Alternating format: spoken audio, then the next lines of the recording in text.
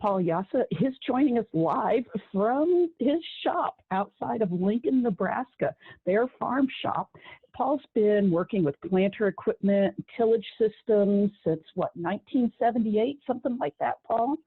And he's worked on no-till, soil and water conservation. He's got some great research on residue management and the effects of tillage systems, crop rotation, and all of the above. You know, Paul, I'm just going to let you take it over from here and tell folks about that as Jessica is pulling up your slide deck. All right, thank you, Lisa, for that introduction. Here in Nebraska, I'm going to talk about my experiences here. I have statewide responsibility in Nebraska, but I have worked across the Midwest, done training sessions, even there in Indiana. I did a series of 4 there a couple of years ago. And that's where I sort of got invited back. Unfortunately, with COVID, I'm invited back from distance here. But I'm going to talk a little bit about equipment, residue itself, how do we handle it, how do we adjust our equipment, how do we operate the equipment. And with that in mind, I'm going to give you some basics. I understand you got an upcoming seminar, you're going to get a little more into some of the attachments and equipment, at least from a couple of sales sides of things. But again, I'm going to talk about what we're doing here and why, and what I've seen in other regions I worked in. Next slide.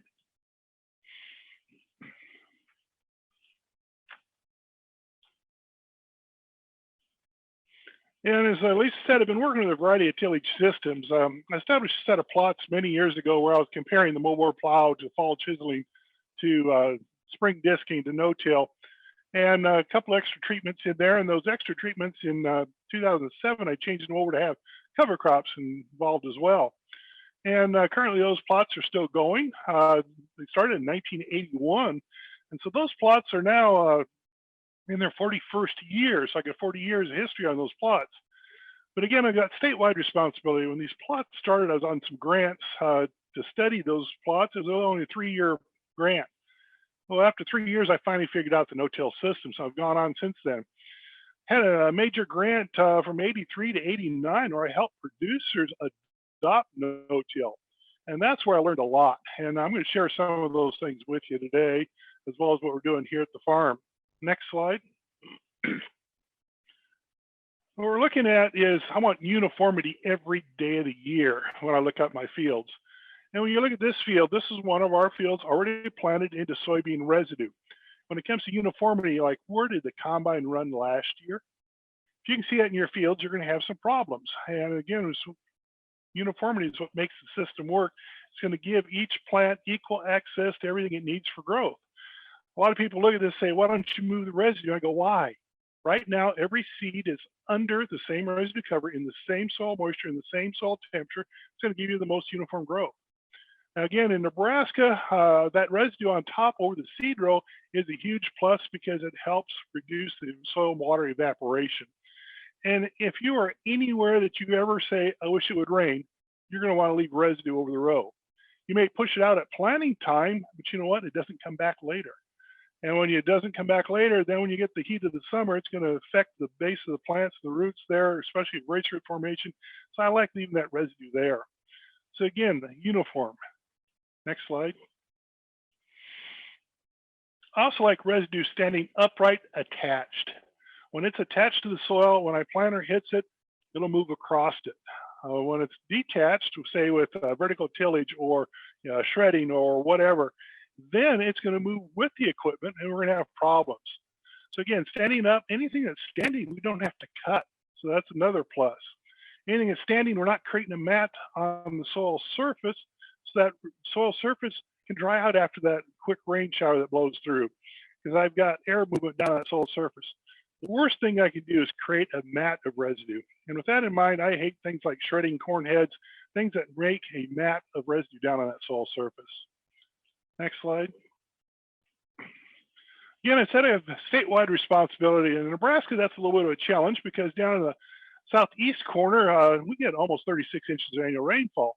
I know a lot of our participants here are from rainfall areas that are higher than that. But again, growing corn, growing soybeans only need about 25 inches. So we're looking at excess moisture that we have to manage. I like to manage it with cover crops. I like to manage it by keeping my soil surface such that the water soaks in rather than ponds on top. That 36 inches of water, yeah, we got some extra there. But the challenge gets to be when we go to the other end of the state. Up in that far corner there, we're down 10, 12 inches annual rainfall. And again, our soils there, we definitely need to leave residue on top there to keep that soil moisture in place, keep that evaporation down. And again, like I say, if you are anywhere where you ever said, I wish it would rain, leave some residue on the soil surface to reduce that evaporation. Again, the Rogers Memorial Farm where I'm actually sitting right now is that extra push pin there just east of Lincoln. So we're in about a 25-inch rainfall area right here. Next slide. Mentioned my plots I established in 1981. They're still going. Here's a picture back a few years ago. This is grain sorghum residue of that year with soybeans growing up out of them. And you can see on the one side, we've got the plowed soil surface. That tillage has created a soil surface that's really prone to crusting. We got some soybeans that aren't going to come up through the crust. We got some seeds laying in dry soil. On the other side, we got the no-till, all the residues there. And as every soybean seed is coming up, I have far better stands in no-till once I have soil structure and soil biological life established. It's that first year or two, you struggle a little bit, but after the system starts working with you, then you're going to never want to switch back. But again, it's a continuous no-till system that makes it work. Now, Lisa and I have been chatting a little bit. We may do a virtual tour of those plots come May or so, whenever those plots are up and growing, so I can show you what those plots look like. But one of the things I want to point out here, actually, too, one is notice no weeds there. I'm a firm believer in early pre-plant weed control. Back when I learned to do no-till back in '81, we didn't have all the Roundup Ready crops. We didn't have all the herbicides we have today. So with that in mind, I put down my herbicide early, had it reined in, activated my residual herbicide, worked for me. On our no-till, we don't use a Roundup burn down because we have our herbicide reined in and activated. Earlier on that soybean residue covered slide, you saw the same thing. Well, now I needed a brain transplant. Today we're talking about planting into green cover crops. To me, green was bad in the olden days. Today we can manage it. It's because we have some extra tools now. So again, if you're in a higher rainfall area, maybe that cover crop works for you. If you're in a lower rainfall area, it's the residue that works for you. The other thing I want to point out is notice the tilled side. The physical elevation of that soil surface is about 4 inches lower than the no-till. Tillage beats down soil structure. And that lack of soil structure, then we have a less desirable root zone. We have less water storage capacity, less air exchange. No-till becomes a far healthier soil because of that soil structure. Next slide. We're going to focus on today, though, is the functions of no-till planting equipment. I got 5 functions listed there. The first one I've actually got grayed out, meter the seed. I'm not going to talk about that today because anybody who's been running a planter, drill, air seeder should understand the seed metering system. You should be working on that anyway. I'm going to talk about the other next 4 steps that become critical when it comes to no-till. First one is going to be cut or handle residue. Used to be tillage to do that. Now we're letting our planting equipment do that. Next, to penetrate the soil to desired seeding depth. In a tilled soil that was softened up on top, that was easy. And in a firm no-till soil or cutting residue, that may be a little different. So we're going to look at that as well. Establish seed to soil contact.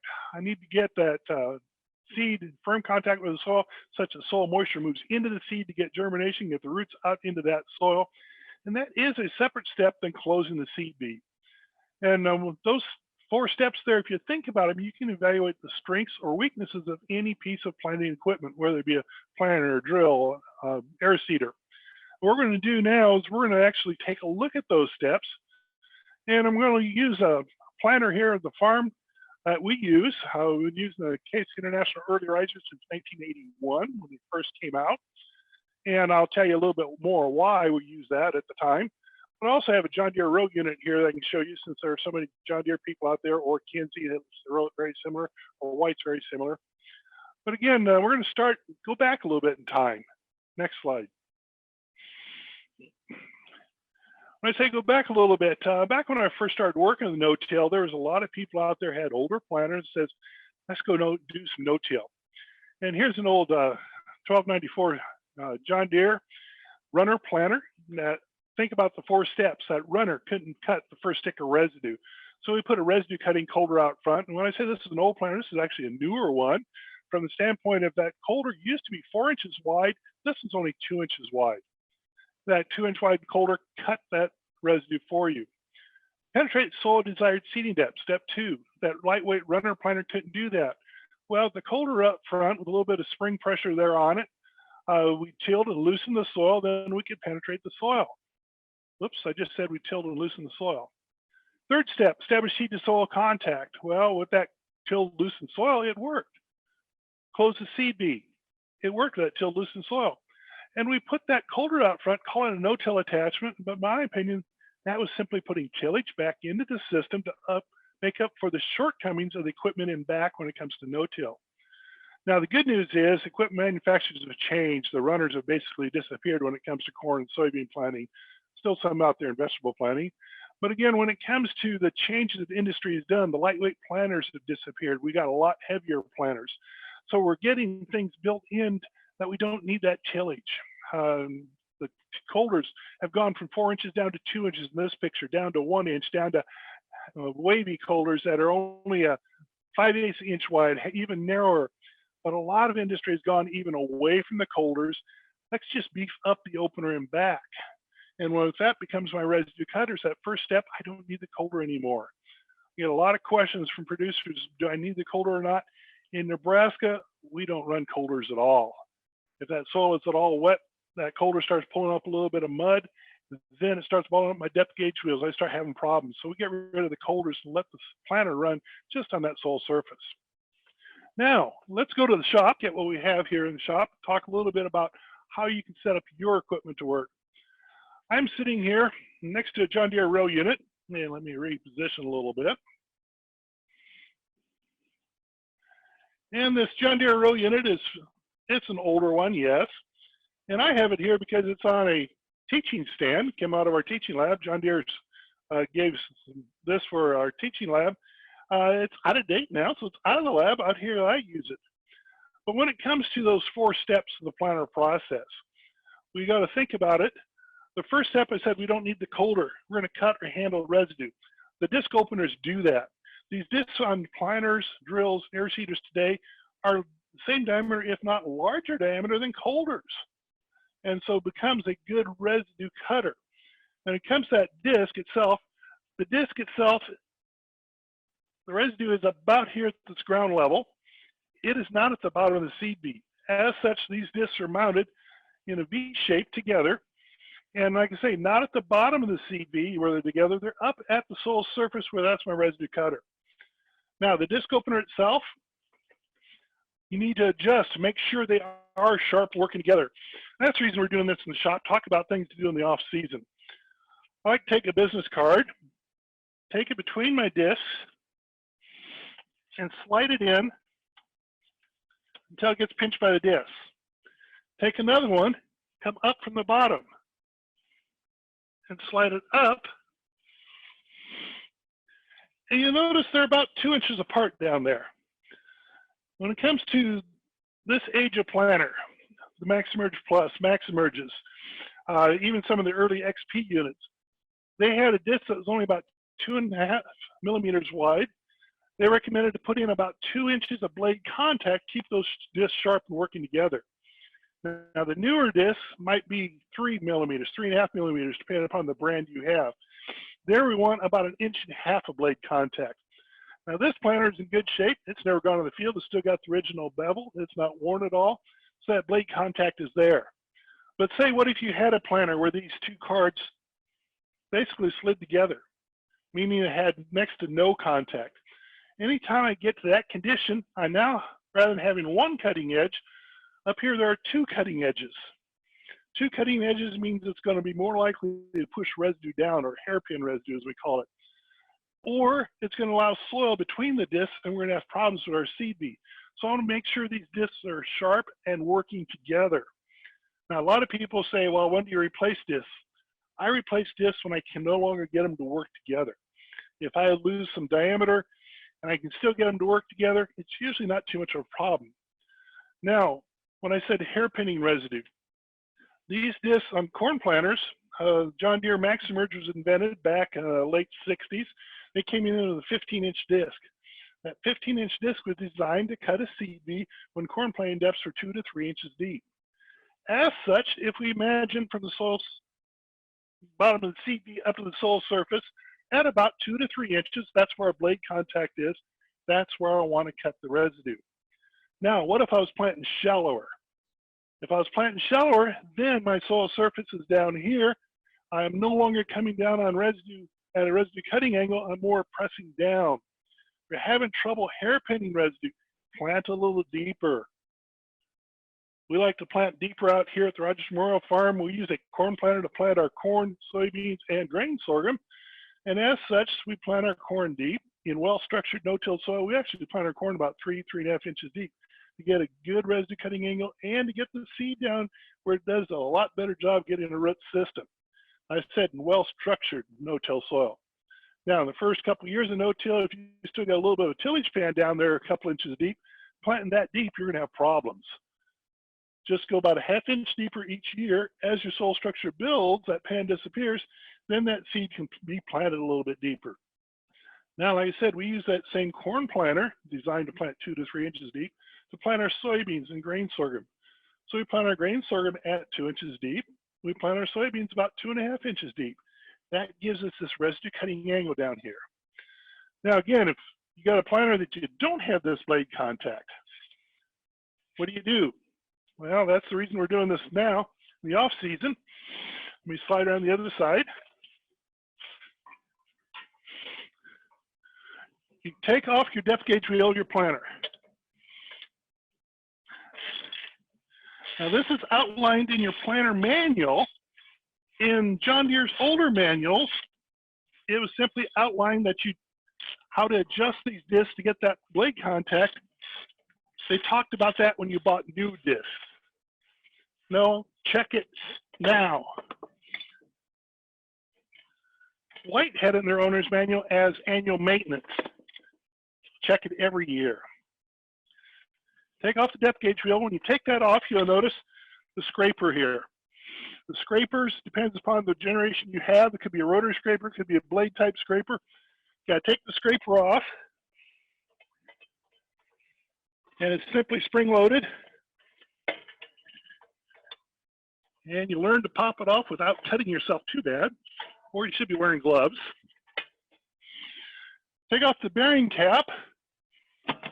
And I've got a nice little bearing cap tool that makes it a lot easier to grab a hold of the bearing cap and pop it off. Now the rubber ones are easy, the steel one's a little bit harder. Back here is the bolt. I'm on the left side of the planter unit. As the planter rolls through the ground, this is the left-hand thread to tighten that bolt up. I know that, but every time I go to take this off, usually I have the ratchet set for taking off, and I'm actually tightening the bolt. Now, left side, go the other way. I loosened this yesterday, by the way. Take that off, and as you go to pop that disc off, it's pretty tight there sometimes, hard to get off. Use a pry bar or a screwdriver in between to help pop it off.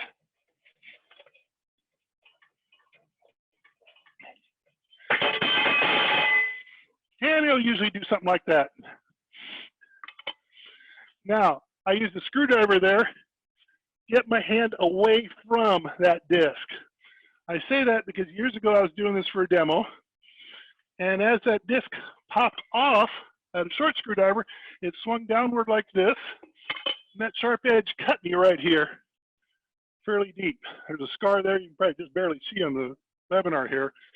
But again, make sure you have yourself protected there. Now, what I'm after is behind this disc are some small spacer washers. And all you do is pull out a washer or two, shims, as they're called. Put the disc back on. That'll move the disc inward, such that we get our blade contact. Then as I do that, put the washers back on the bolt on the outside, so you have them for next time. Now, depends on how the jig was set up when they welded this together. This one,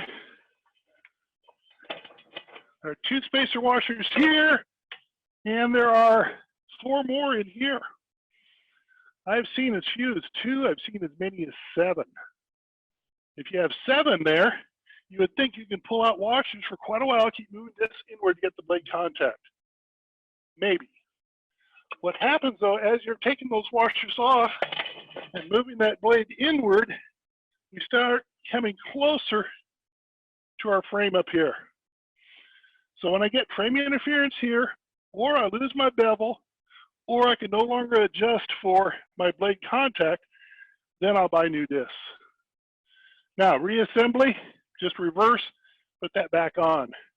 But again, those 2 discs or blade contact is right here at ground level when I'm planting 2 to 3 inches deep. Again, if I was only planting 1 inch deep, I'm going to be more likely to be pushing down on residue, hairpinning residue rather than cutting the residue. So again, that's the first step of cutter handle residue. I let the disc openers do it. If I'm going to replace the disc, I might look at the heavier duty discs. They'll give you more wear. Again, 2 blades side by side are working together.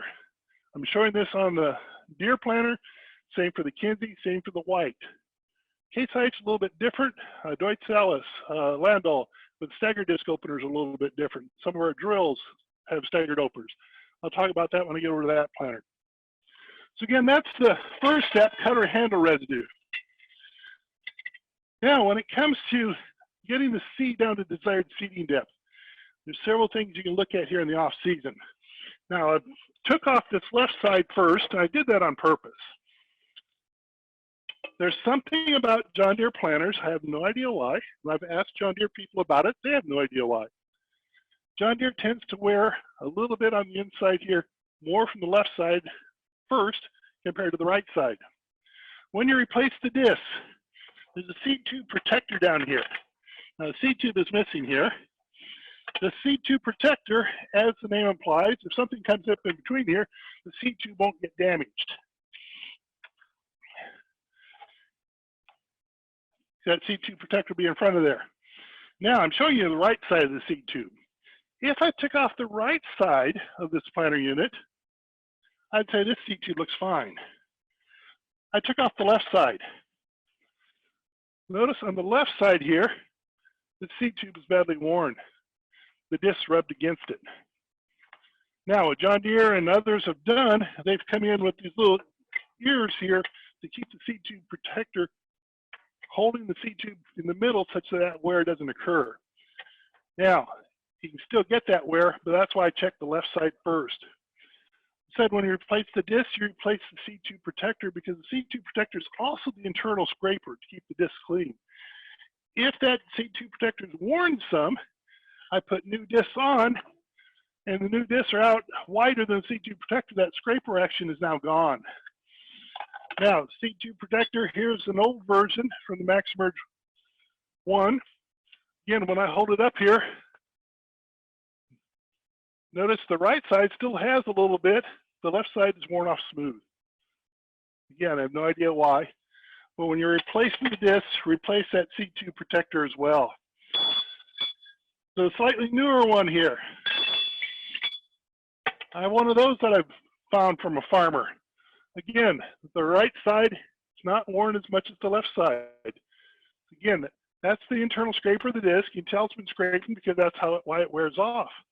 Replace that. Newer one yet, the twist on for the MaxMerge 2s and beyond XP units. That twist on has that centering tab built in. Again, this one's worn some. Left side a little more than the right side. It's not too bad, but this producer's putting on new discs, so he put on new seed tubes, gave this to me. Now, I said that's the internal scraper. It is also to help hold the discs apart. Now, it sounds weird. These discs do flex a little bit in the soil. As they flex inward, that's good because the scraper works, but if they flex inward too much, my CV is no longer a V, it is closed. So that seed tube protector holds that open. And there are various seed tube protectors available on the market now to help hold those discs apart such they don't flex. if you're knocking out bearings on your disc, it could be you got too much flex. Or it could be you got too much blade contact and you're putting too much pressure on. But again, to reduce that flex, there are some shown up on the market now that have a large wear surface here. This is one from Exapta. There's RK products, there's several of them on there. But that large wear surface then gives you that reduced flex on those discs. Excuse my bifocals here. I gotta look up here to see the comments. Again, as you replace discs, replace that C2 protector. Got one extra C2 protector here. This is a little bit different. This is from Shield Industries. Remember I said the runner planter was gone. Well, Shield Industries used to be Ackerplant, at least that's who invented this. And what they did is they put this C2 protector on, and down in the bottom of the seat furl, it gave almost like a runner performance to give you a real nice narrow seat V down there. And Ackerplant is down in Garden City, Kansas, where they plant a lot of milo. That small seat, you get down in there and get good seed to soil contact. There are a lot of people with vegetable planters that like that crisp seed furl there to put on there. Now, Paul, can you take a question for us? Sure. There's a question here. Do the new serrated blades require different scrapers? Question if the new serrated blades require scrapers. My personal opinion, no difference there. My personal opinion is I would not buy the serrated blades because of the soil disturbance they do down in the seed B. What happens with the smooth edge of this seed, or the opening of the seed furl, then I've got smooth soil on each side for a crisper seed B. The serrated blade has some problems with lifting soil when it's wet and sticky. If I was always in dry conditions with dry residue, the serrated blades are a huge plus. In wet conditions, my personal opinion is the serrated blades are going to create problems. Now, the scrapers themselves should still work. I've not heard of anybody saying you had to buy different scrapers for them. Now, finishing the comments on this, when you go to put this on, it gives that crisp seed V, like I say, in dry soil for small seeds. I'd love that. In wet soil, the thing that's missing is every one of these has a scraper. This one does not. And so this does not work very well in wet soils. So again, I don't see a lot of people putting them on in wetter soil conditions. Only in real dry soil conditions or vegetable planting, something like that, where you need that crisp seed V itself. Now, other people say, well, wait a minute, Case IH has this firming point. It's positioned in a different place in relation to the disc, and it's positioned differently, has a scraper built in. Now, as I say, do it from the left side first so you can check for this extra wear. And I say left side first. I'm lazy. I'll do the left side 1 year. I'll do the right side next year. Left side, right side. Now, there are some people who do both sides every year to keep things centered. For me, if you're only taking 1 or 2 shims out, that little bit of difference is not going to put you that much off center. Now, as you're reassembling, I'm just going to do it quick here, and I'm going to do everything. While you're reassembling, is this demonstration of adjustments you're doing applicable to most all John Deere planters? This adjustment is applicable to all double disc openers, not just John Deere planters, but White, Kinsey, even your drills will have this adjustment. And naturally on camera. Anyway, you get the idea on the reassembly. As you reassemble, you need to bring this wheel up against the disc itself. This wheel, in addition to this rotary scraper that's back there, this wheel is a scraper to help keep the disc clean on the outside, but it also holds the soil down. You notice where the disc exits the soil is right where this tire is running. So that holds the soil down again to give you a crisp seed bead. If you have the serrated edge is going to bring up loose soil, and that loose soil is going to be brought up inside that gauge wheel. I don't like that idea. We're going to see that on the next planter where that can create a problem. And when it comes to that loose soil inside, some people spend a little more money and put a wheel on there that has spokes to let that mud out. I'm like, why buy something that creates a problem where you got to buy something else to solve the problem? And so again, I'm not a fan of the serrated edges. I'm not seeing the need for the spoke wheels if you have this wheel properly adjusted.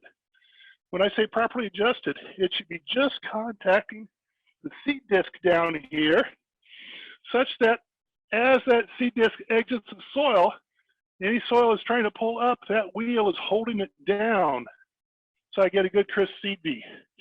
Now, it depends upon the generation of planter you have. On the MaxiMerge Plus, on this, there's the bolt here that holds it, but there's a second bolt here, a huge nut. And it is actually a threaded shaft here that you can turn this to move that wheel in or out, depending on how many turns you put on this. You want to move that wheel so it just contacts the blade when you're in the planting position. That'll hold the soil down. On other planters, it might be spacer washers, just like on the disc, where you'll take a washer from behind, put it on the other side, and then tighten it back up. So again, it depends upon the planter you have. But again, by doing that adjustment, that is our first step of cut or handle the residue. Make sure those discs are sharp and working together. Paul, do you have any comments on wheel scraper versus static scraper, pros and cons of each? Is the audience hearing these questions too, or do I have to repeat the question? They should be able to hear the question. Okay. I always ask that because when I'm being recorded, I always have to make sure I repeat questions. Now, when it comes to the type of scraper itself, I have not seen any kind of research that signifies any difference.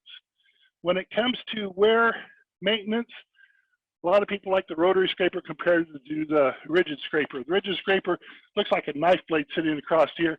That knife blade itself, as it wears, it changes the angle of attack, and it's sharp and dangerous in my opinion. But we run straight rigid scrapers on our planter because that's the brand uses, the Case IH does. So again, it depends where you're at, what it came with. I see no reason to switch them.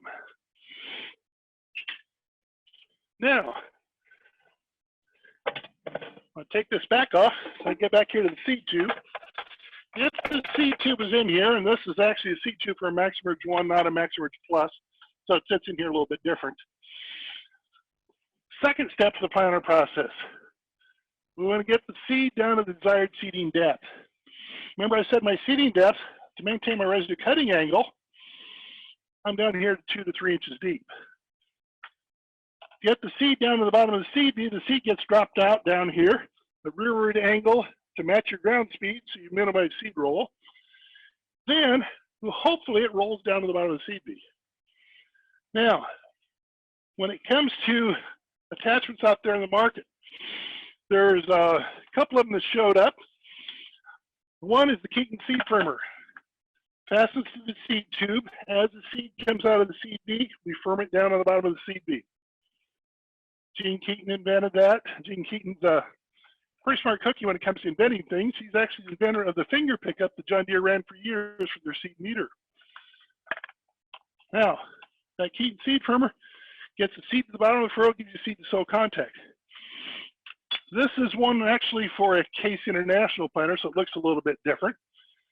But the Shaffer Rebounder. The Rebounder also mounted on here, and it got the seed to the bottom of the furrow. And Paul Shaffer was a basketball fan. That's why he named it a rebounder. Catch the rebound, get it to the bottom of the furrow. Well, needless to say, Gene Keaton's lawyers called Paul Shaffer's lawyers and told him you can't sell this. Because when it comes to a plastic tab, pushing the seed down, firming in the soil to give you seed to soil contact, that's our patent. Shaffer's lawyer says, well, no problem. They just cut the tail off. And so the new version is cut off. They says, we eliminate seed bounce, getting the seed to the bottom of the furrow. We don't firm. And by the way, you cannot say you eliminate seed bounce, Mr. Keaton. Actually, both of them reduce the seed bounce. Both of them get the seed to the bottom of the furrow. If you need firming in the soil, seed firmer. Now there's a couple of others that showed up in the market since. I don't have those in my collection. If you want to just get seed to the bottom of the furrow, rebounder works as well. Now, some people said in wet, sticky soils, this starts building up with mud. If your rebounder, or if your seed firmer is building up in mud, a couple things I look at. One is there soil getting between the discs where you've got loose soil? The second is there enough down pressure such that the soil actually keeps it clean?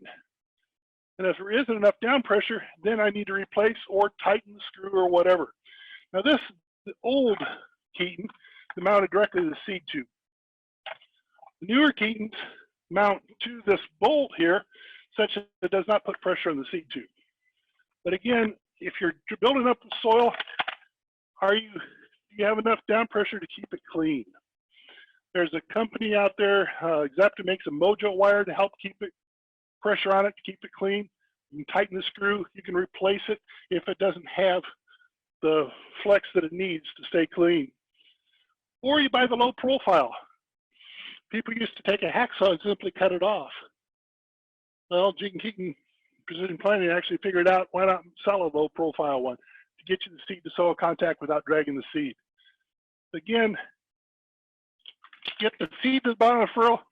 Here's the Shaffer version. Oops. That's been cut off now. Get the seed to the bottom of the furrow, reduce seed bounce. I'm to the point I won't plant corn without either a rebounder or a Keaton seed firmer or some other brand of seed firmer on my planter. And it's not so much the seed firming, it is to get the seeds down to desired seeding depth so that I get uniform emergence. What I don't want is a seed sitting in the bottom of the seed furrow and the next seed next to it up on the side of the furrow. That's going to be two different emergence dates. That's going to give you a reduced yield because of non-uniformity. So again, go for maximum uniformity every day of the year. Won't plant corn without a Keaton or a rebounder. Soybeans, less sensitive to planting depth, not near as much of a concern.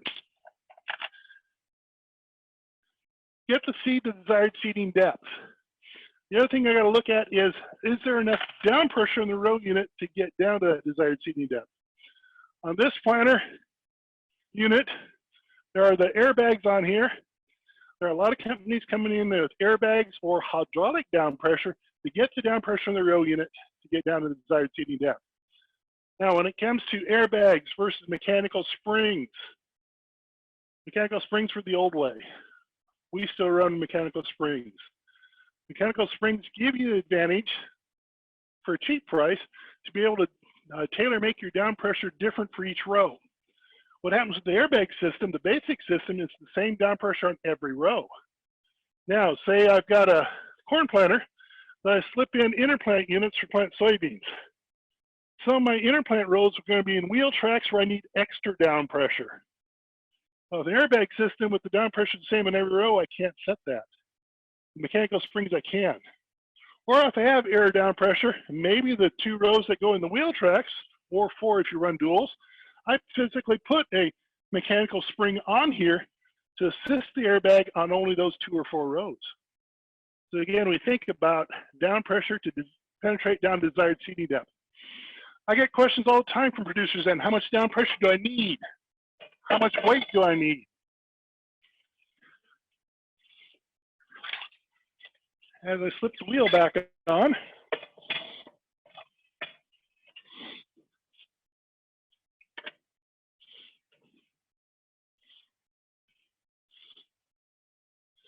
start the thread just enough to hold it. I take the planter to the field in planting conditions. You know, it doesn't matter how much weight and down pressure you have sitting in the shop. That's not where you're planting. Go to the field, and I like to do a couple weeks ahead of planting season. A couple weeks ahead of planting season, the planter will be empty. It's too early to be planting. Empty is good because that's the lightest the planter is going to be. If you can't penetrate as you're getting near empty, then you're going to have problems. There are too many people who load the planter up, go to the field, start planting. They check their depth. They got good penetration down pressure. They say, no problem. As they're going across the field, the planter gets lighter as the seed goes down. Then they have trouble. So again, a couple weeks early, go to the field, drop your planter in the ground, down to planting position, plant a little ways, stop, take a look at the planter. Your parallel links should be running parallel to the ground.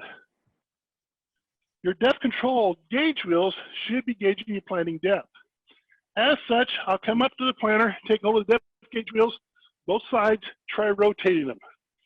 If I can sit there and spin them freely, there's some soil resistance holding me out of the ground. I need more down pressure. On this one, it'd be turn the dial for more air pressure. For mechanical springs, it might mean tightening the springs. If you can spin them freely. Now, if I just barely slip them, that's perfect. If I take a hold of them and I can't budge them a bit, I might have too much down pressure, packing the soil beside the seed beet and create what we call sidewall compaction, packing it down too much. So if I can't slip them at all, back off the down pressure, because remember, the planter is empty.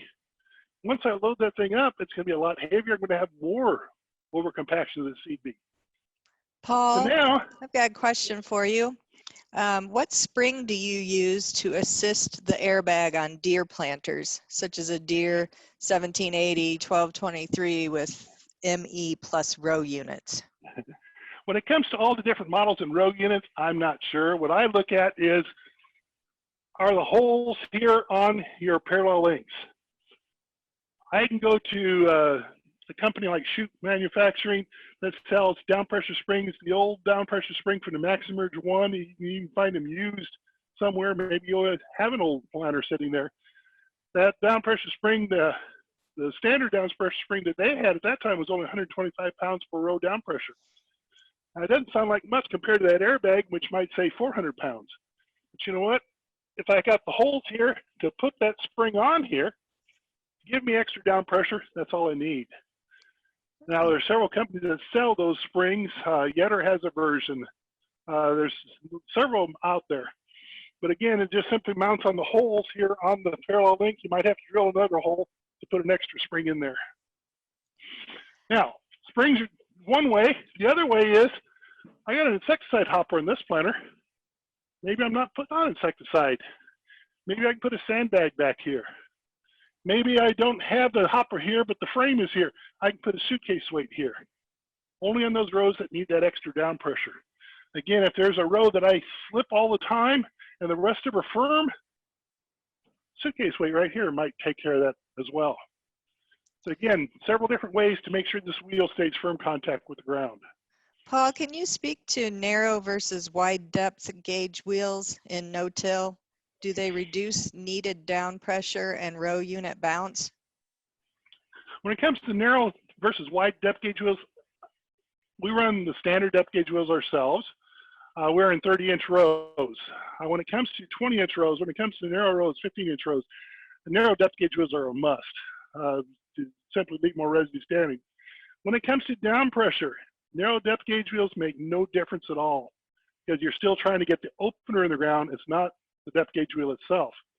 But what happens is a narrow depth gauge wheel, excess down pressure puts more pressure on the soil. So when it comes to having enough down pressure, I'm not too worried. When it comes to too much down pressure, yes, narrow depth gauge wheels can create a problem. Now, narrow depth gauge wheels are a plus because I can get closer to a standing corn stalk, for instance, without rolling out the root ball. It's a plus that if I got a little bit of an uneven soil surface, I got depth gauge wheel closer to the point the seed drop. And so narrow depth gauge wheels in no-till, where I got firm soil, is a plus. When it comes to going into a reduced till situation in tilled soil, Deere has the wider depth gauge wheels to give you the flotation so you don't go too deep. And in fact, for fine tilled seed beds, they have a dual wheel option that even makes it wider yet. And so again, the narrow depth gauge wheels more for the no-till. You got some tilled, stick with the standard. I like the narrow when it comes to narrow rows in particular. Now, I was talking about, do you slip the wheel or not? I said make sure these parallel links are running level. Another thing I want to do is make sure the planter unit is level, maybe to a little bit tail down and back. That's going to help me later. Check that a couple weeks ahead of planting. So you got time to get that weight. You got time to get that spring. You got time to make sure that works out. Now, go back to the airbag or the spring. It pulls down on their planter unit by taking weight from the toolbar. That weight from the toolbar, on some planters, it's all built in. Those toolbars are plenty heavy. Let's do a quick math problem. These airbags might say 400 pounds per row available down pressure. I've got a little 6-row planter, 400 times 6, 2,400 pounds. Does a toolbar weigh 2,400 pounds? A little 6-row mounted planter, it does not. We're gonna have problems. We're gonna have to add weight to the toolbar in order those springs work, or those airbags work. At our Mead Research Farm, we've got a 16-row John Deere Max Merge with the airbags. On the little dial in the cab, you can turn it and turn from 0 to 400 equivalent down pressure. We have found that about at 240, there's enough down pressure in the row unit started lifting the toolbar such the drive wheels in the planter started to slip. Now this is years ago before all the hydraulic drives. And so at 240 pounds, we started lifting the drive wheels. We added weight to the toolbar to push that planter down into the ground via the airbags. And so again, when I'm checking the wheel here, if I got a planter that drives by the drive wheels, go over and check the drive wheel of the planter. Can I slip it? If I can slip it at all, I need more weight on the toolbar. Now, if you got a 6-row planter, a small farmer, and you're walking your fields and all 6 rows have a gap in the same time, the odds are it's drive wheel slip. If it's only 1 row has a gap, it's something with that row unit. So again, you can check that after the fact. And again, if you started planting when the planter was full, drive wheels probably had enough weight.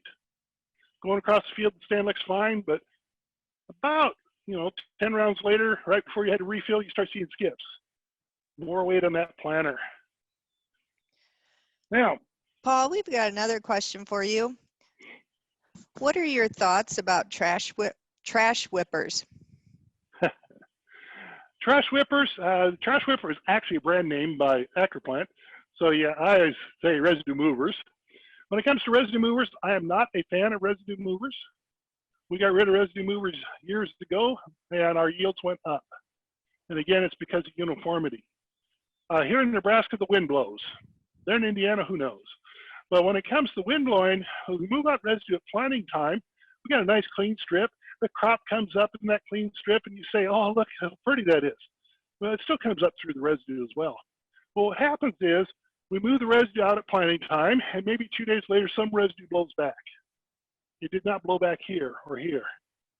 Now, this seed is in a cooler, wetter environment because it's under residue. These are not. These come up early, and this one's late. I lose yield. Worse yet, this one comes up, leaps out under the residue. I lose yield. We have found that if we just plant and let the seed come up through that slot that I cut through the residue, I get a far more uniform stand, I get better yields. Now, some people will say, well, it'll come up quicker. Quicker doesn't matter. It's uniformity that matters. If every seed comes up within 5 days of each other because you got the residue moved off, that's one problem. I'd like to have it more like 1 or 2 days. And moving residue off, a lot of people say that happens. But I got residue in place. It comes up, the same soil temperature, same soil moisture, and they come up within 1 or 2 days, I find you get the same yields because of uniformity there. That quick early emergence, I think, has been oversold by some companies trying to sell some of these attachments. Same thing with some of the fertilizers when it comes to pop-up, things like that. But that, I digress. We'll go back to equipment here. Like I say, check that weight, check the down pressure, make sure the drive wheels don't slip. Now, hydraulic drives, maybe not near as critical. Computer control, GPS, all these things not as critical, but I still need to make sure this depth gauge wheel is truly gauging planting depth. I said, let's do the math problem. I said 400 pounds times a 6-row planter. What if you had a 15-foot wide drill on 7.5 inch spacing rather than a planter on 30 inch spacing? That's 4 times as many openers. Now rather than 6, it's 24. 24 times 400 pounds. I can't do that one in my head. So 9,600 pounds, I believe. A lot of our drills don't weigh 9,600 pounds empty, at least the frame itself. So again, drills have needed to add some weight because we got more openers going to the ground. Maybe you got that 15-inch planter for soybeans. That's twice as many openers. It might take twice as much weight. Check your owner's manual. That'll give you your shipping weight. Then you can start deciding how much weight do I need to add. Again, some of these big planters, big folding toolbars, there's plenty of built-in weight.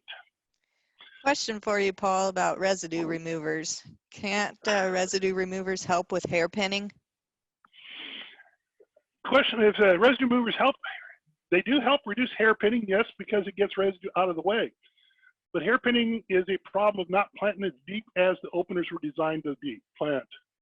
And again, I say it because if you look at a grass drill, grass drills came out on the market. The grass is seeded about an inch deep.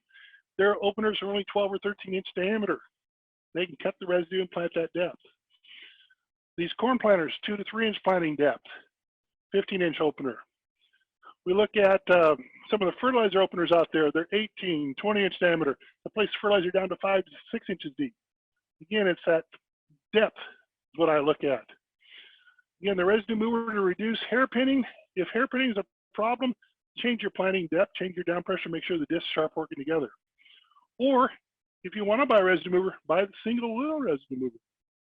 You only need to move this much residue in front of that opener. You don't need to clear it past this wide. What happens with too many residue movers, I start kicking out loose soil that start balling up my depth gauge wheels. And again, the residue, some of it blows back, some doesn't. Again, I've not seen yield increases from residue movers. I've done several studies here in Nebraska with them without. We get better yields without them. Now, going on as a planter, step 1, cutter handle residue. Step 2, penetrate soil to desired seeding depth and make sure that seed is down at desired seeding depth. Step 3, establish seed to soil contact. And again, the Keaton seed firmer has an advantage. It starts doing that for you. But we've had press wheels, we had closing devices, we had all sorts of things on planters to do those steps. When it comes to John Deere, they came out with the angle closing wheels years ago. That was part of their name for maximum emergence. They were going to press down on the seed on each side, give you that seed to soil contact without pressing directly above the seed so that seedling can come up. And at the same time, it closes the seed bee. I want to think about those as separate steps though when I'm evaluating my seeding equipment. Now, I'll move all my toys here. On this row unit, the angle closing wheels here right now in the raised position of the planter, this arm is downward. When you're in planting position, this arm needs to be level. If it is not level, these wheels do not give you a pinching action to close the seed bee as you're getting seed to soil contact. And if you don't believe me, walk up behind your planter. If you take a look at it when it's down at ground level, which is this bar right here, these wheels are closer together in front than they are in back. If I ran this that far tailed down, those wheels would actually bee plow the seed bee open because they're closer in front than they are in back. If I'm level, they're further apart in front than they are in back, I will get the squeezing to close the seed bee. If I plant too shallow, this row unit is up, this tail comes down, I won't close the seed bee near as well. I've done some studies where I planted at 1 inch, 2 inch, 3 inches deep with the John Deere MaxImerge. At 1 inch planting depth, it won't even close the seed bee. The pinch is gone. At that 1 inch planting depth, I lost yield then because now I'm closed seed bee. People say, well, why would you plant 1 inch deep? People have for years when you're using the corn planter to plant soybeans and grain sorghum. That's why we plant ours 2.5 inches deep, because that's what the planter was designed for. Some people say, well, if you're not closing the seed bee, take off these tires and put something else on. Spoke closing wheels are real popular. Well, this tire gave you seed to soil contact and closed the seed bee. I take the tire off and I put a spokes wheel on.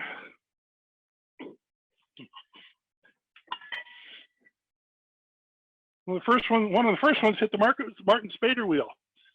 That spokes wheel will close the seed bee for you. It's part of the Martin Till patent, or the new Till patent before that. Again, the word till's back in there. They're using the spokes to till that soil back closed. What it did, though, is it took away the seed-to-soil contact.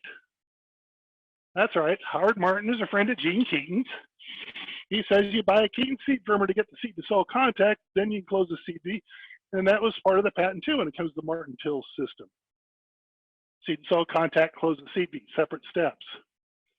I've had some farmers take the tires off, put this on, and not put a Keaton or a seed firmer on. Then they don't get seed-to-soil contact. Well, if it's always raining and always wet, no problem. If the seed bee dries out, out the seed, major problem. Most of our no-tillers in Nebraska run the standard wheels, plant the 2 to 3 inches deep. I got some guys going 3.5 like me now, running the standard wheels. Again, at that planting depth, as that planting depth, this pin goes downward, this goes up, I get a better closing action. Or when I'm leveling the planter, run the nose up a little bit, tail down on the planter, that lowers this point, that raises this up, you get a better job of closing the seed bee. So if you're having trouble closing the seed bee, maybe plant a little deeper. Definitely level the planter tail down. It'll help you close the seed bee. Now, as you level tail down, it also brings that intersection point of your disc up a little bit, give you better residue cutting, and it opens the seed bee a little wider to get better seed placement. And I say that because on our drill, for instance, we have a crustbuster drill, double disc openers. We run it nose up, does a better job of cutting the residue, better job of opening the seed bee, better job of seed-to-soil contact. So again, leveling the planter, I tend to go nose up a little bit, tail down for better performance in back. And I've been surprised how some other people are now starting to make that recommendation rather than setting the planter exactly level. Exactly level and till soil is fine. In a firmer no-till soil, let's go a little bit nose up, tail down. Paul, I have a question for you, and also wanted to let you know we are upon our time for close right now. It has been an hour. We do still have people on. I don't know. I know you've got a lot more information that you can share. I don't know if we want to do that right now, but for a couple of questions here in the Q&A, Landon says, we have had trouble with clay soils in no-till situations closing. Are aggressive closing wheels the only thing that will help this? In the clay soils, I'll go with aggressive closing wheels, but I'll go less aggressive. Not as aggressive as the Thompson or the Martins I just showed. In case we got a few red planters out there. And there's another here, closing wheel solid band with short 1-inch spike. Does that help break up sidewall compaction still firming? Oh, you're reading my mind here. This is a Thompson T wheel. When it comes to the closing wheels, when it comes to a lot of the attachments out on the market, and I know you're going to have a future webinar on attachments. First thing I do is look at who invented the attachment for what problem. Keith Thompson is in shrink soil, clay soils in Kansas with a very shallow topsoil when it comes to storing water. When it comes to the Martin Spader wheels, the long, thin spikes, they do a lot of tillage. Howard Martin is in Kentucky with extra rainfall. That extra tillage is actually to help dry out the seed zone, and that was part of the Martin till and new till patent, was to help dry that. You get a quicker emergence. Keith Thompson, when he ran those aggressive teeth, dried the seed zone too much. So he invented this with real narrow teeth, less soil buildup, depth limiting by being little triangles, and by running only a little bit deep here, he never dug all the way down to the seed to dry it out down to the seed. And so again, before you buy an attachment, look at that attachment, who invented it, for what problem do you have that problem? Now, what the Thompson closing wheel did, they put a heavier bearing in and they did a lot of improvements. It cost you a little bit of money.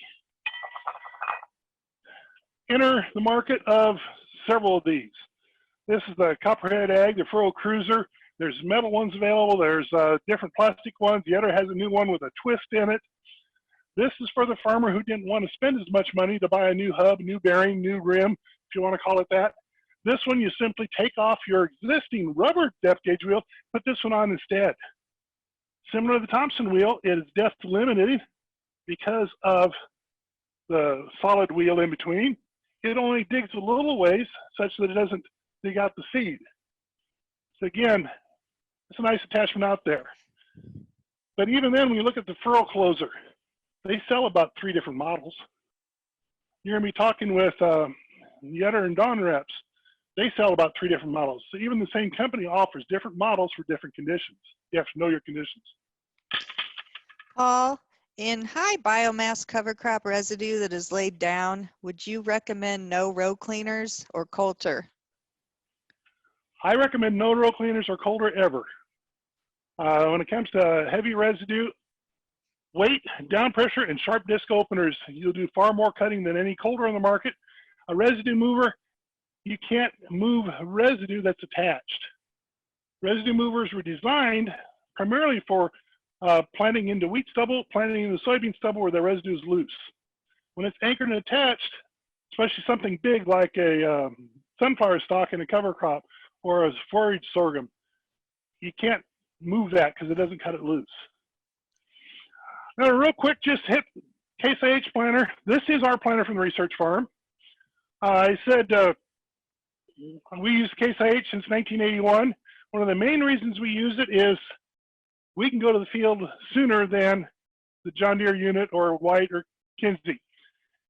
The design with the staggered disc opener, the discs that are side by side, if I stagger and move one in behind the other, I get a little narrower angle of attack. I don't disturb near as much wet soil. We can go to the field sooner. Now, to be truthful, we finished up when it was too wet. You'll notice here on the reduced inner diameter depth gauge wheel, there's some mud and residue buildup right here. Some people ask about putting a reduced inner diameter depth gauge wheel on their John Deere planter, for instance. In wet conditions, people say, well, what happens is it lets the CD fracture out to get rid of sidewall compaction. You don't press down directly next to the CD, so you reduce sidewall compaction. Well, anytime I'm moving wet soil up, especially if I got those new notched opener blades on, that wet soil has to go somewhere. It built up in our reduced inner diameter wheel to make it a flat wheel here. So again, I'm not a fan of reduced inner diameter wheels on John Deere, Kinsey, White. When it comes to Case IH planter, it is part of their patent when they came out with the planter in till soil. What they did is they wanted that soil to roll out. The wet soil from the bottom of the seed bee was the first soil rolled back in by the closing device. If you look at their literature, that's what they'll say is last soil out, first soil in.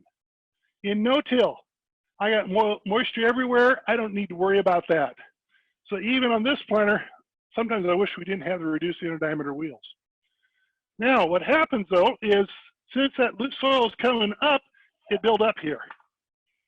Lisa knows the surprise is coming next. Case IH has quick, easy removal. Their depth gauge wheels are pulled rather than pushed. Remove the cotter key, the spacer washers that are here, and just pull the wheel off. Now that cotter key, left one washer behind. Remember these spacer washers are when I need to move the wheel inward, I take a washer from the inside to move the outside to move the wheel inward if I need to. That cotter key itself, we had trouble in no-till on this clip pin where socks would knock this off. We put this rigid pipe in front, wider than the cotter key, as a lean bar such that it protects those clips. That lean bar starts the corn stalk or the tall residue leaning over and actually gives us a smoother ride on the depth gauge wheels, reduces depth gauge wheel wear because we're hitting the stalk on the side now rather than on the points. So again, I like the lean bar. As I pull this wheel off,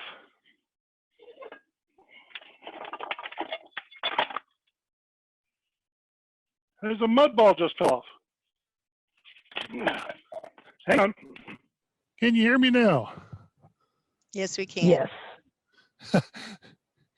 You know, people, my cell phone gives me plenty of coverage on phone calls, but not for a Zoom call for an hour and a half. So this is why I brought along my laptop computer. And so now I switched to that. And actually, let me put it over here. Paul, while you're moving that around, we've got a question. How do you level the planter? When it comes to leveling the planter, the very first thing is the most printed book in the world and the least read book in the world, the owner's manual. Take a look in your owner's manual. It'll talk about leveling the planter, things like that. But what you want to end up doing is on most planters, it's going to be raise the hitch point. And as the hitch comes up, the tail of the planter comes down. For instance, on our Case International planter here, we pull it, I will admit, with the green tractor, John Deere. The green tractor drawbar comes out and then has a little drop. We turn it over so it has a little raise. That raises the planter up. Also, as we lift the planter up to get it nose down, we have turned the clevis over on the planter such that it makes the hitch point higher. Full type planters is pretty easy to level. Now, a mounted planter is you lengthen the third link in the planter to tilt it back. And that tilting back then gives you that tail down. Now, the place it gets to be a little bit of a problem is if you have interplant units. You got two toolbars, one in front of the other. As one in front of the other, as you try raising the hitch point up, the other row units in back go really tail down, but the front units come out of the ground a little bit. And so those are a little harder to do that. And so we look at the owner's manual again, how do you level the planter on those? Paul, Case IH, a little bit different on the disc adjustment. This disc is here. The rear disc is here. They are staggered about that far. And that stagger itself, this first disc sort of acts as your coulter to cut residue. The second one opens the CV. When you adjust those, if you force 2 inches of blade contact, like I showed on the John Deere planter, this rear disc will cut off this front lip of that disc, and you will have 2 discs running side by side. The adjustment here is just touching, or a little bit of clearance up to 90 thousandths. You don't want them touching. Now, some people ask me, say, well, I'm on a John Deere planter. When I replace disc, what if I put one new disc on, leave the old worn disc on? Will I get a staggered disc opener like this?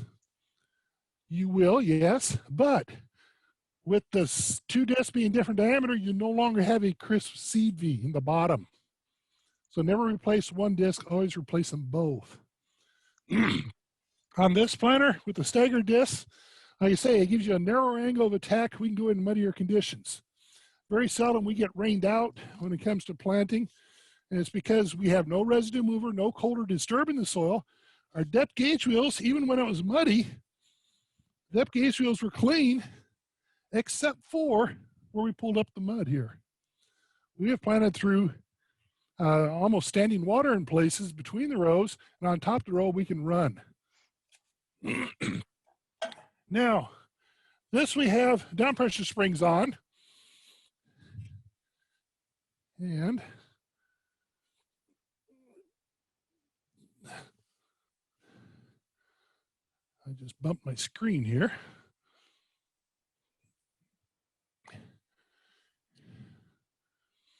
And the down pressure springs up here, you can just barely see this one.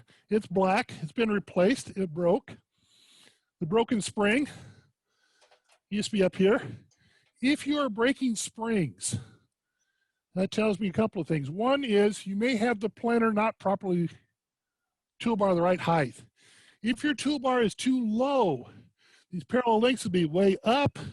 You'll be stretching the spring too far, you'll tend to break springs. If the toolbar is too low, right now the springs are limp because compared to the row units, the toolbar is too low. Your springs don't work. That's where the airbags or the hydraulics has the advantage. As your toolbar height varies, or as your row unit height varies going across the field, I get a more consistent down pressure. The mechanical springs have the advantage you can fine tune each row. We like to fine tune each row because first, we're cheap, And second is that we use controlled wheel traffic, so we know what we're planting into for each row. Now, when it comes to off season, again, check the diameter of the discs. Are they working together? We are set up fairly well here. The dust cover is missing. However, when you look at this, dust is not a problem in this situation. In no-till, we've not had a problem with that. What we actually have a problem is when we start doing our planting depth down to 3.5 inches deep, our depth gauge will knock the covers off. So a lot of times across the planter, we'll have only about 2/3 of the covers are on. We're not too worried about it. The bearings have not been a problem for us because, again, dust is not a problem with no-till. The seed drop, the seed tube comes down, puts the seed straight down here, has that firming point that I mentioned earlier. Notice the firming point is outside the discs. As such, this firming point works. That Shield Industries attachment I showed put the John Deere one inside the disc. It didn't work. That firming point and this little boot here, I said the Shield Industries didn't work because it didn't have a scraper. The scraper is built in on the Case IH. The firming point is here on the bottom, such that I get that little firm seed V to put that seed in the ground. Now, I said you do the left side on the Deere planter. On the Case IH, left or right, you have to look at which side is the leading disc. Your wear differs from the two sides. Again, if I pulled off the left side, like I have here, and I looked at this system, it doesn't look too bad. When I look head on, the scraper is worn a little bit on this side, a little more on this side. And it's simply because of the leading disc, and I'm not sure which row this came off of. Now, turn the seed boot around.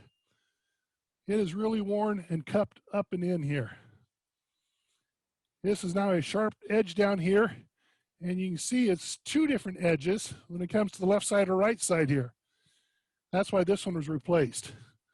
Taken off and put a different one on.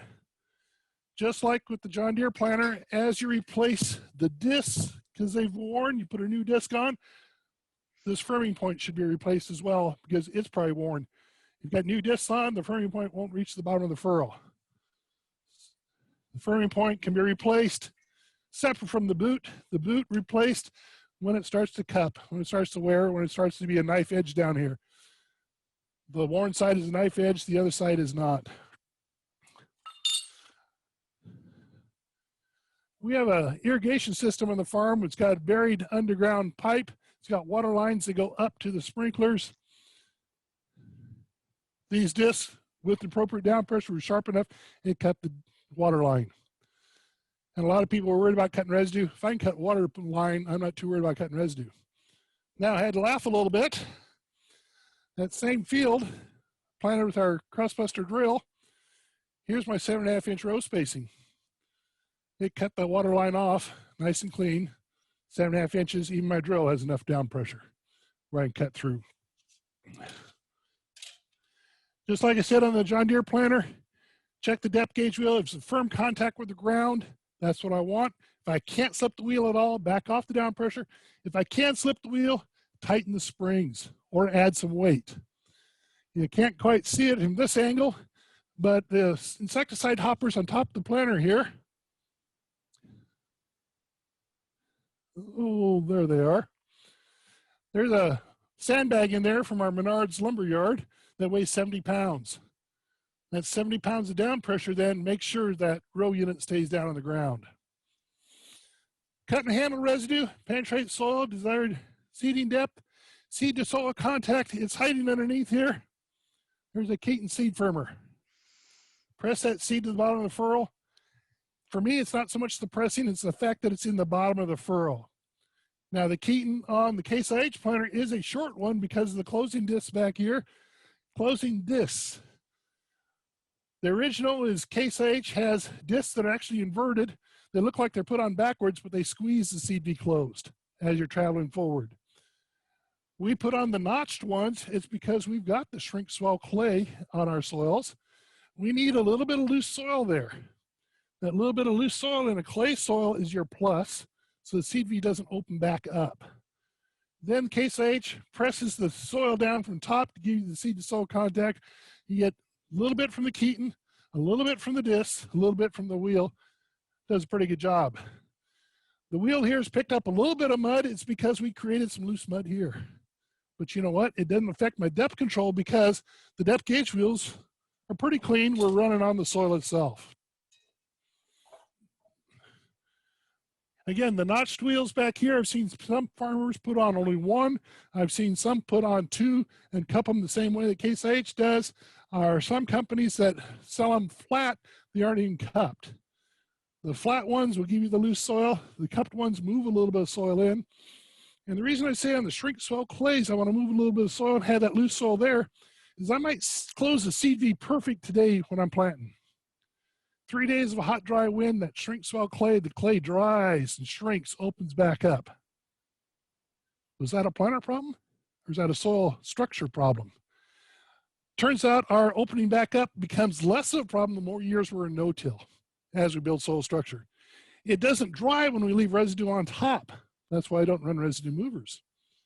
And when it comes to opening back up, if I have some loose soil here from the spokes here or from a spoke closing wheel on my other planters, again, it doesn't loosen back up. So again, the more shrink swell clay, the more I like to have that little bit of loose soil above the seed V itself. That's the real quick one here, since we are over time. I don't know if there's any burning questions out there.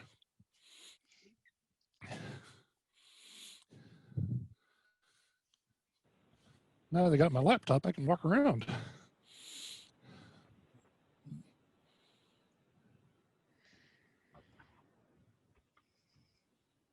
Can you hear us, Paul?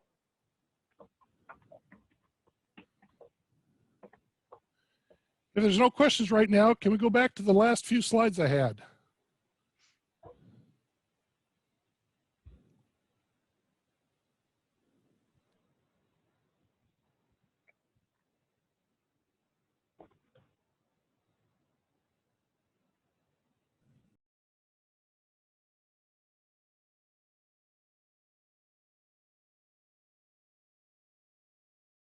Okay, here's that planter you just saw. I said we like planting down the old row. Here we are planting in soybeans into standing corn stalks. You see some fertilizer splashing there. We're planting soybeans. We left the fertilizer in the tank just for some extra weight. You see it flatten the residue nicely. We cut through that residue. Next slide. Soybeans. Some of you guys out there have drills, narrow rows. Everything I've told you, you pay attention to that. You meter the seed, yes, but pay attention to cut, handle residue, penetrate soil, desired seed depth, close the seed V, and skip number 3, establish seed and soil contact, close the seed V. Next slide. Talk about 4 steps. When it comes to 7.5 inch rows versus 30 inch rows, divide by 4 when it comes to room for residue clearance. A lot of people look at this and say that's a drill problem, handling the residue or not handling the residue in this case.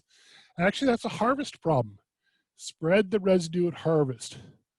And again, that problem tends to go away.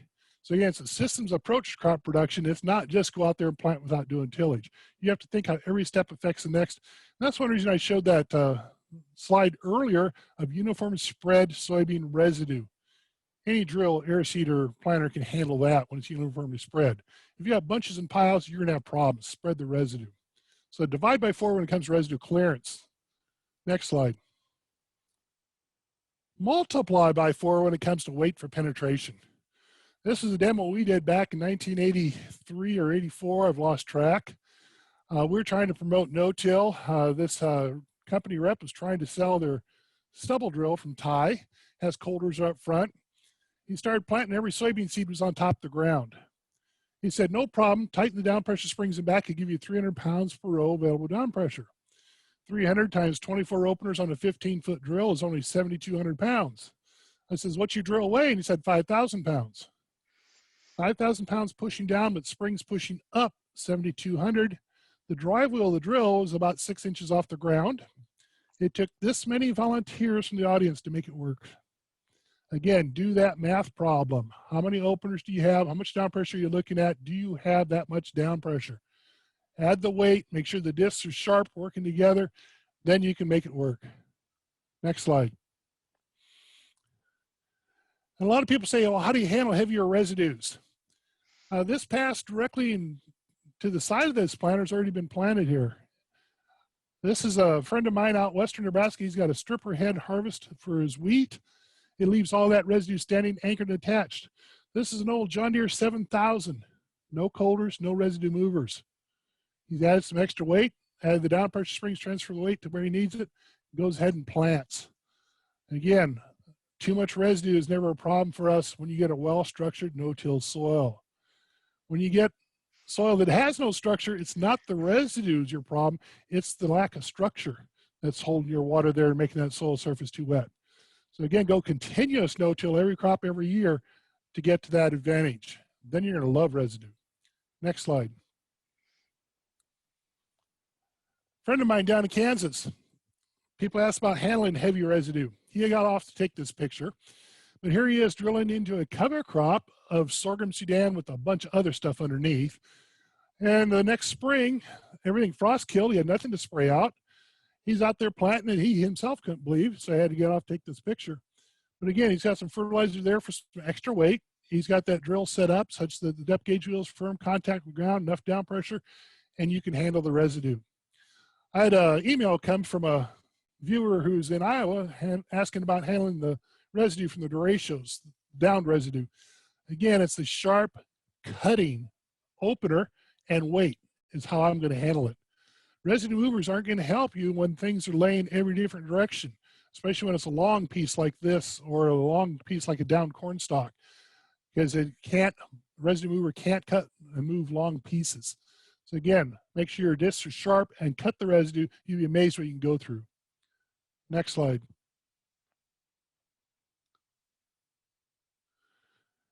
And again, here's an example. This was actually a late seeded fall cover crop going into a summer cover crop.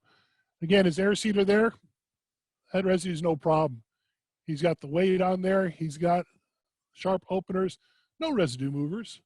Again, I don't know why people think they need residue movers in their planters when their drills and air seeders go without residue movers. So again, we think about good soil structure, think about residue as your friend, leave it anchored, attached, standing upright as much as you can. Next slide. And from a friend of mine in Australia, here he is planting green, as he calls it.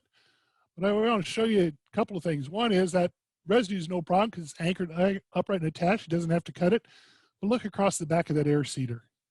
He's got plenty of weight on there to make sure it cuts. And on air seeders, that's where the weight belongs, is on the back. I know John Deere has a weight bracket on the front to add weights up there. The front is not what lifts up. The way the swing arm of the John Deere air seeder is, it lifts the back. That's where you add the weight. Next slide. Here's our other planter. We've actually got two of these planters. And you may ask, well, why do you need two planters on your research farm? The reason is they quit making this central seed hopper. I said we like this design because we can go no-till with it. We also like the central seed hopper design when it comes to a research farm. Now, I know a lot of companies are going to a central seed hopper now, but when it comes to the central seed hopper, very little weight is carried on the row unit itself that varies going through the field. When I set my down pressure, planter full, planter empty, the row unit is the same. Now, one of the worst things you could have is the old soybean boxes on a John Deere that held 3 bushels of soybeans. Full to empty was a 180-pound difference in down pressure. I like the central seed hopper design. Now, what I don't like on these new planters, they carry about 1/8 of a bushel of seed on every row. Now, that keeps the weight roughly constant, but if I'm doing plot work, I need one man on every row to empty out that 1/8 of a bushel of seed when I switch varieties, doing a variety trial. This central seed hopper on the old International Early Riser is you take off the drum, drop in a plot bag, put it on, plant the next plot, dump the drum, put it in the next bag, plant a plot. I can do 100 plots in an afternoon with a tractor driver never leaving the seat. So again, that's why we have the central seed hopper design. And we like the way the Case IH handles the residue. Again, this is planting no-till into about a 14-way cover crop mix. We're planting the next spring. The cover crop mix suppressed all the weeds. There's no herbicide yet applied to this field. In the fertilizer tanks up front, you can probably just barely see it there. There's a line, there's 60 gallons of water in each one. The extra weight there to make the down pressure springs work, and notice in the back, a suitcase weight bolted on to make that down pressure work. Again, when it comes to a well-structured no-till soil with that much residue, we never change the down pressure. The soil structure can support us. The depth gauge fields there are running clear because they never run on soil. We don't have a colder residue mover disturbing the soil. Like I say, that's why we very seldom do we get rained out. Next slide. A shameless commercial for our University of Nebraska Crop Watch site. It is our university crop scouting, crop production newsletter during the growing season. It's also our portal for all of our crop production information here at the university through extension. And so again, that cropwatch.unl.edu. But I'm also showing there a field day. When it comes to field days, a lot of times we have looked at the crop above ground. We look at the residue there. Those are no-till soybeans there. But look at the soil. Look below ground. I'm a fan of digging soil pits for every field day to show that soil structure, to show what's going on below the ground. Next slide. And for those who've stuck with the entire time, here's my contact information. I know it's going to be out there when this is released as a recording. Depends on how they edit it. But again, if you need to get a hold of me, the best ways right now with this COVID shutdown is via email. My office phone there does transfer to my email as a voicemail, and so I can get them there. And with that, like I say, I've gone way over, but to be truthful, this is not long for a planter clinic for me. My longest one I've done was 4 hours.